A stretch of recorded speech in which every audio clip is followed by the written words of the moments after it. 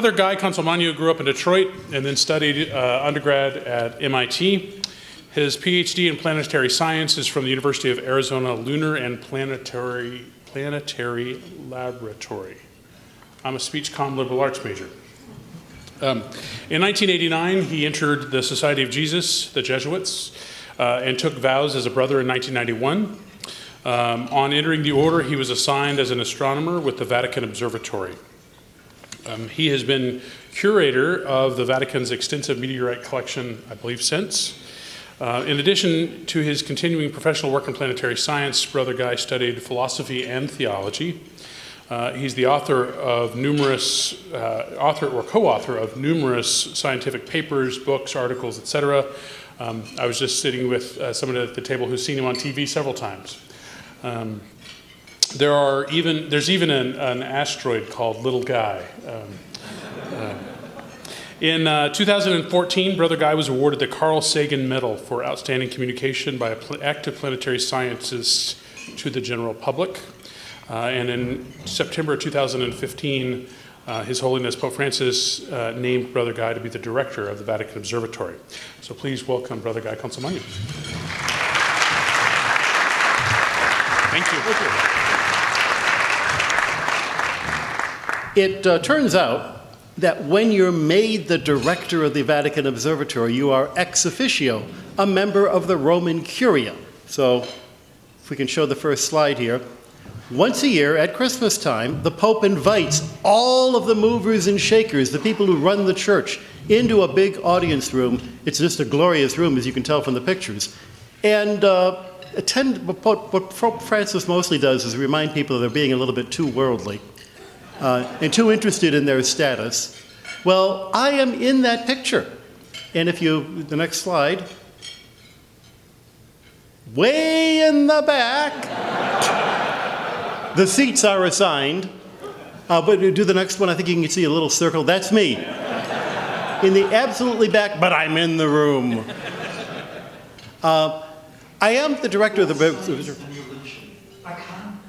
Well, there I am, suddenly. I basically just wanted to introduce this little film to say there's a short film clip that gives you an idea of what the Vatican Observatory is, and so we'll start with that. Both science and religion are conversations about the universe. They're ways of learning how we interact with this universe. It's not simply a question of, is there a God, but there is a God, now what do we do? It's not just a question of, there are a bunch of stars, but rather, why are there stars? How do they work? How does that tell us how things work here on Earth? The interaction that I see in my own life is that religion gives me the reason to do the science. Back in the papacy before Francis was Benedict. And one of his lines in a final elocution to the fathers of the General Congregation was, "Go to the frontiers." Well, there isn't much more frontier than 3.7 billion years away. The first official interest of the Church for astronomy started in 1582 with the reform of the calendar. Then in 1891, Pope Leo XIII wanted to have an observatory to show that the Church is not against science, but the Church promotes good science. They start out by having telescopes on the Tower of the Winds, and then on the walls surrounding the Vatican. As the city lights grow, and as the Italian government gives them back the territory out in Castel Gandolfo, in the 30s they build new telescopes on the roof of the Papal Palace in Castel Gandolfo, best telescopes of their era in the 1930s. By the 1980s, light pollution makes those telescopes unusable, so we build a new telescope in the dark skies of Arizona.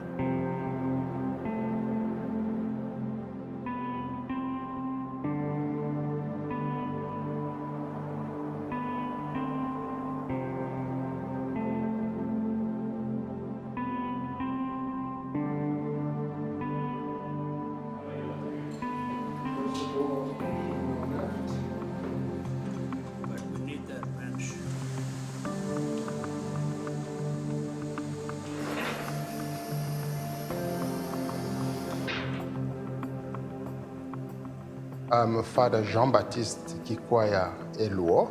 I'm working in 3 projects. The first one is NEOS, Near Earth Object. So what I'm doing with NEOS is just observe them using our modern telescope VAT. The second project is meteors. So I worked on very faint meteors, what we call shooting stars. And the third project is a set fireball network. They will have 4 cameras here around Tucson so that actually we can monitor any fireball getting into the Earth atmosphere in the region. This telescope, the Vatican Advanced Technology Telescope, it was the first of the new technology telescopes that has been considered pretty much the norm now in developing telescopes. With the advance of computer technology, we have the capability of bringing that advanced technology directly into our telescope. So it's an expandable, it's almost like it's a living machine, so it can grow as technology grows. It is still very important to maintain scientific research at the Vatican, simply because there is still a lot of confusion about this relationship between science and faith. We are not out here trying to prove the existence of God by looking through a telescope. That's not what we're doing. But we can say that if we want to obtain any reasonable results looking through that telescope, we need to do it embracing a certain work ethics that is, in fact, the same work ethics that the Bible itself tells us through commandments and through the Gospels to embrace.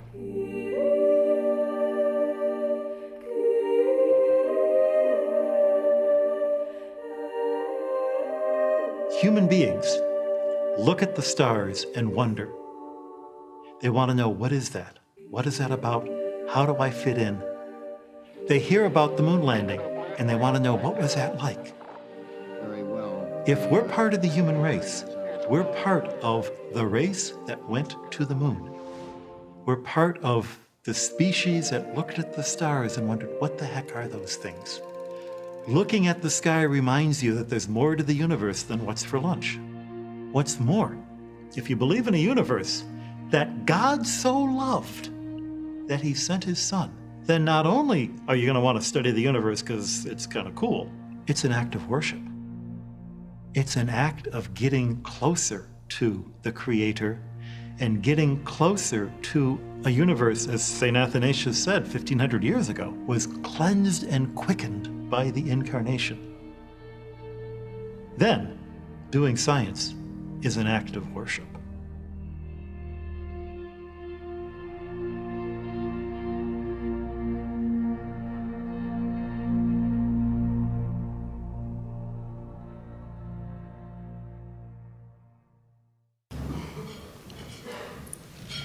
Our history of using astronomy in religion starts out originally as a way of keeping track of time, keeping track of feast days.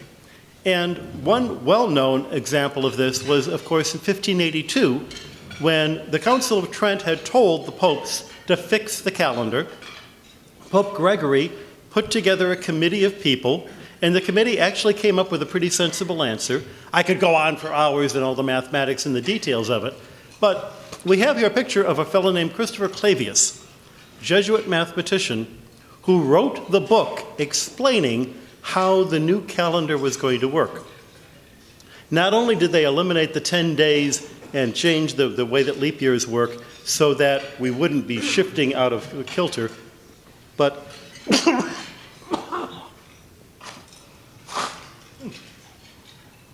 sorry about that.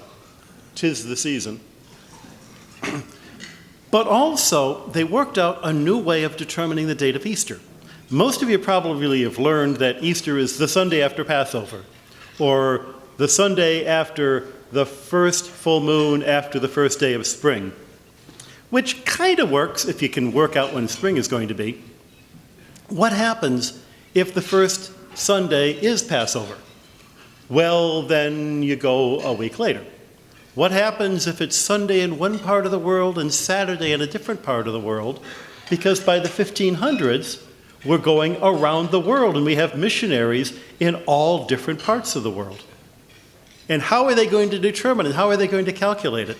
It turns out the new way of doing it is not based on astronomy, but based on a formula that imitates astronomy, a formula that would fit on one page and anyone could work out when Easter is going to be. But just for your convenience, in this book, Christopher Clavius tells you the dates of Easter from when the book was published until the year 5000. You heard about the Mayan calendar that was going to end in 2012 and we're all going to die. We're good to the year 5000. And if you can see on this, there's 2018. Draw it again, and you can see that Easter is going to be on April Fool's Day, and Ash Wednesday is going to be on Valentine's Day this year. This was not a particularly great year. One of the things that was done in order to show the world why the calendar needed reforming was there was a tower in Rome, the Tower of the Winds, that had a meridian.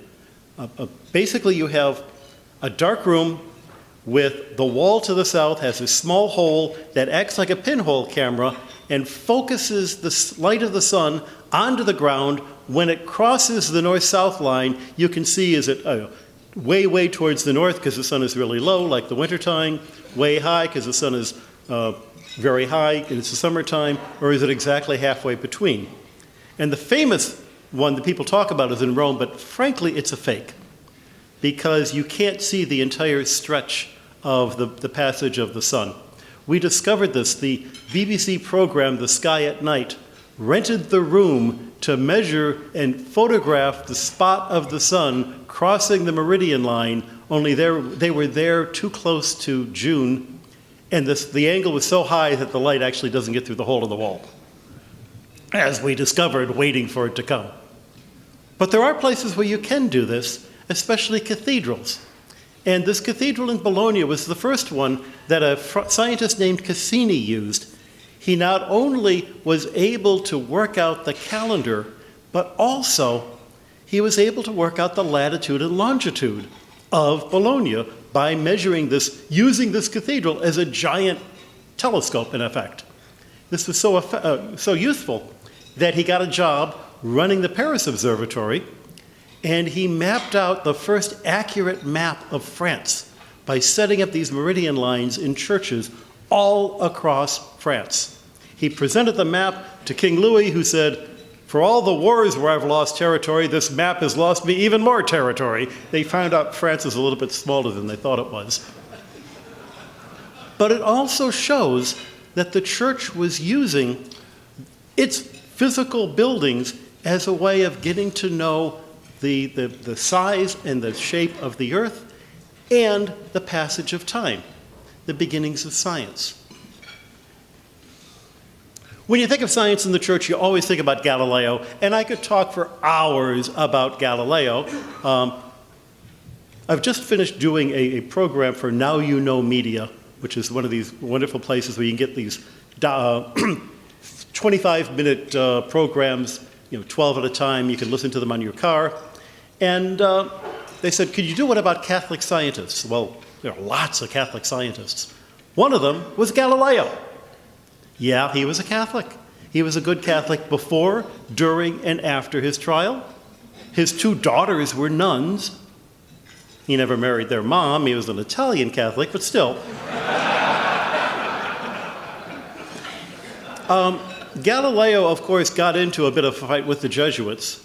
This was a Jesuit who, Christopher Scheiner, and the two of them were arguing who was the first person to use a telescope to look at the sun and see sunspots. And when you look into the history, who was right? Was it Scheiner? Was it Galileo? It turns out it was actually an Englishman, Thomas Harriot. So much for being the first. The one thing that I do want to say about Galileo, 3 points. Galileo was a devout Catholic. Even after his trial, Galileo was actually never convicted of being a heretic. The conviction that when they said, we found you guilty of heresy, you can read the transcript of the trial. It's not what you think it is. It's Galileo saying, what did I do wrong? I'll change it, please. And they're saying, nope, sorry, we can't let you do that. Very odd. At the end, they said, so we found you guilty of heresy. It looks like they had written the verdict before the trial even began. And Galileo said, well, actually, you never did find me guilty of any heresy. So he was found guilty of vehement suspicion of heresy. And the famous scene where he has to abjure his teachings, what he actually says is, and in writes and signs, is, I reject anything and everything in my writings which is contrary to the teachings of the church, without ever specifying any of those things. I mean, he could have been a Jesuit, right? It's just a fascinating, because the odd thing about Galileo, the more you dig into the history, the more you realize everything you know about Galileo is wrong, but the truth doesn't make the church look any better.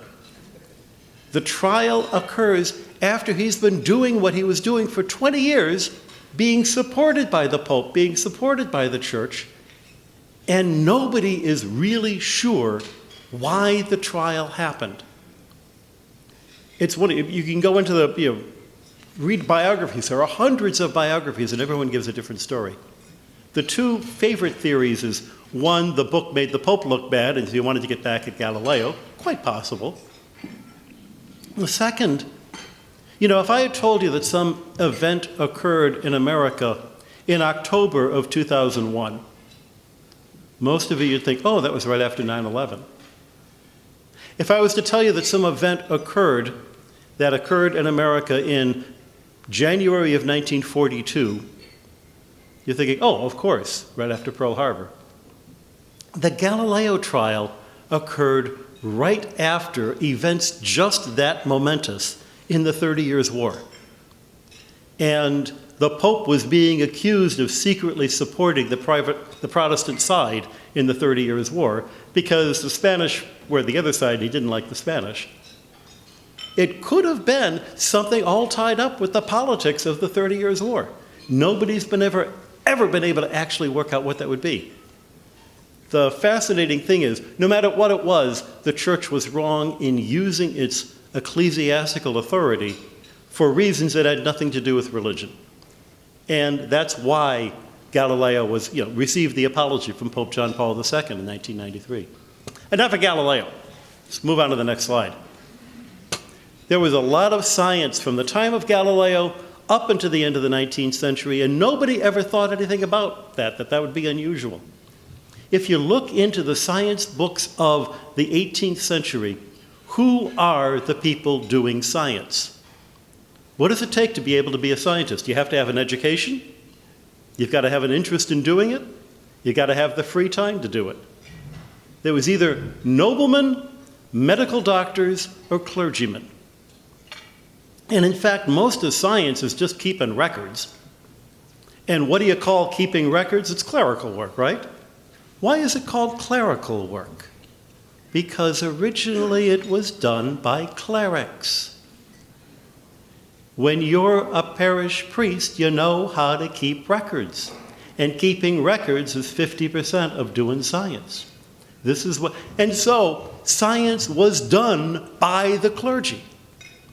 It's only in the politics of the end of the 19th century that people start inventing this. Oh, look at Galileo, he was a martyr to science. Well, no, he wasn't. Oh, look at all the other ideas that somehow the church was anti-science come up at this time.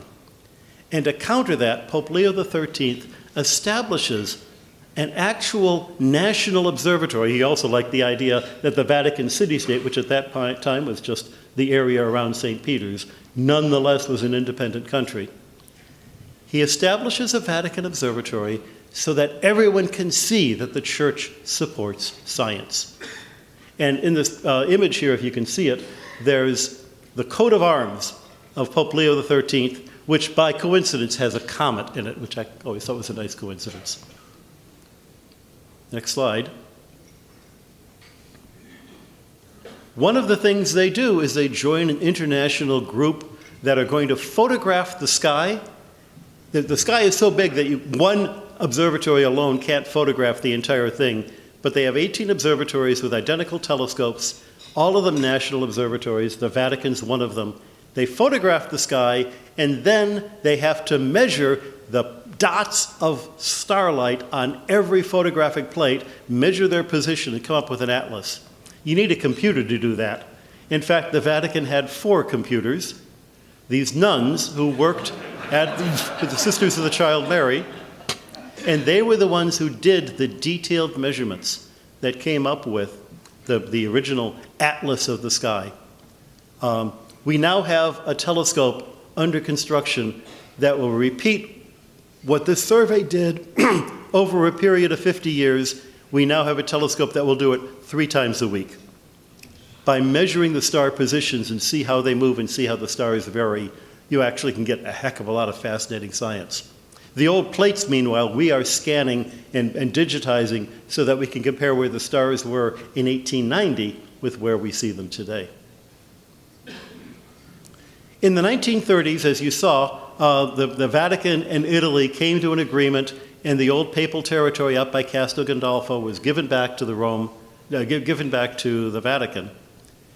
And so this palace, which had been built by Maffeo Barberini, Pope Urban VIII, the Pope who Galileo and he got mad at each other, was turned into an astronomical observatory. And this is where I lived for the first 15 years that I was at the Vatican Observatory. In the next slide, you can see the top floor. That's where the offices of the observatory was. The next slide, that was my particular office, where that arrow is in the top floor. The next slide, that's the bedroom of the Pope when he's in town. So you're looking at the one guy who used to be above the Pope in the Catholic Church. However, our work and the papal work during the summer got so involved that we finally moved to wonderful quarters in the gardens I don't have pictures of. And we moved out there in 2009. We'd never moved back. It's great to think that you're living in a palace. That building was not built with indoor plumbing or central heating or the internet in mind. It's a whole lot nicer where we are now. But the light pollution also made it impossible to do astronomy there. And that's why we have this telescope, as you saw in the film, in Mount Graham. Next. It's located out there in essentially the middle of nowhere. And I could talk forever about, go back one, just that beautiful view of the mountaintop itself. This is important to remember. Astronomy is very detailed and it's very mathematical and it's very tedious at times, but it's also beautiful. And it puts you in beautiful places to look at beautiful things. The telescope itself is a marvelous machine, and again, I could talk for hours about that, but I won't. What I will mention is that we have astronomy that not only uses the telescope, but also does theory. This was a gathering of Nobel Prize winners and other experts in the field of cosmology in a meeting that was held a year ago in May in honor of Georges Lemaitre, a Belgian priest who was not a Jesuit, he was a diocesan. It is possible to be smart and not be a Jesuit. Georges Lemaitre had 2 doctorates, one from Louvain, one from MIT, and he was the kind of mathematician who could read mathematics the way you might be able to read poetry. And in the 1920s, he was reading Einstein's theory of general relativity and what it said about the universe, and he said, you know, in these equations is the realization that the universe could be expanding. And if the universe is expanding, we ought to be able to observe it. And in fact, they had observed it by then, though they didn't have the Hubble law yet. And if the universe is expanding now, I can envision a cosmology where it was once much smaller. And he referred to this beginning point as the primeval atom. And an Englishman who hated the idea that the universe might have a beginning because he thought it smacked too much of Genesis, made fun of it and called it the Big Bang Theory. The Big Bang Theory was invented by a Catholic priest. And 50 years after his death, we had a meeting where Pope Francis greeted him. Now you'll notice that book that he's holding does not look like a science textbook. At that same meeting, I gave him a children's book written by the children of Our Lady Queen of Martyrs Parish, where I had studied 50 years earlier. And so he's holding this children's book and delighted in the thought that we have both kids at the same school that taught me science and religion. The nuns taught me science and religion. The nuns taught me math. The nuns taught me physics. And the physics that is going on and making us envision how the universe could have begun and where it may be going in the future. We've got 12 astronomers, 11 astronomers, at the Vatican Observatory now. Our goal is to be small but good. We're halfway there. And as you can see, if you look over this list, they come from all over the world. We even have a fellow from Texas A&M. I hope there's nobody here from Texas A&M. He wound up going to Oxford after that. We have an Englishman, we've got an Indian in this one, and then the next page, the African who you saw in the film, Paul Gabor. We have at the dinner table 7 languages, and Paul speaks all of them. It's astonishing. And we cover every field of astronomy that there is.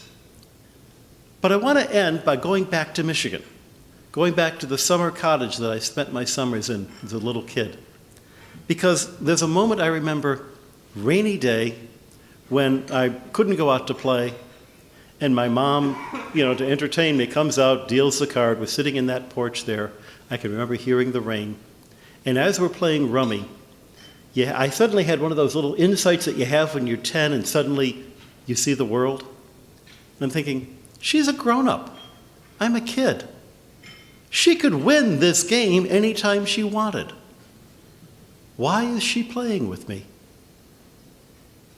It's her way of telling me she loves me. And that's what I experience in the lab. God and I are playing a game together. And it's not a game of who's going to win. It's a way that God can engage me in his universe, have fun, and say, every time I come across and solve some puzzle he's set for me, to be able to say, isn't that cool? Let me show you the next one. That sense of joy is what it means to be a scientist. That sense of joy is why I say doing science is an act of worship. It's the same joy that C.S. Lewis talks about in Surprised by Joy. So I hope you've had a great lunch. Thank you all for having me here.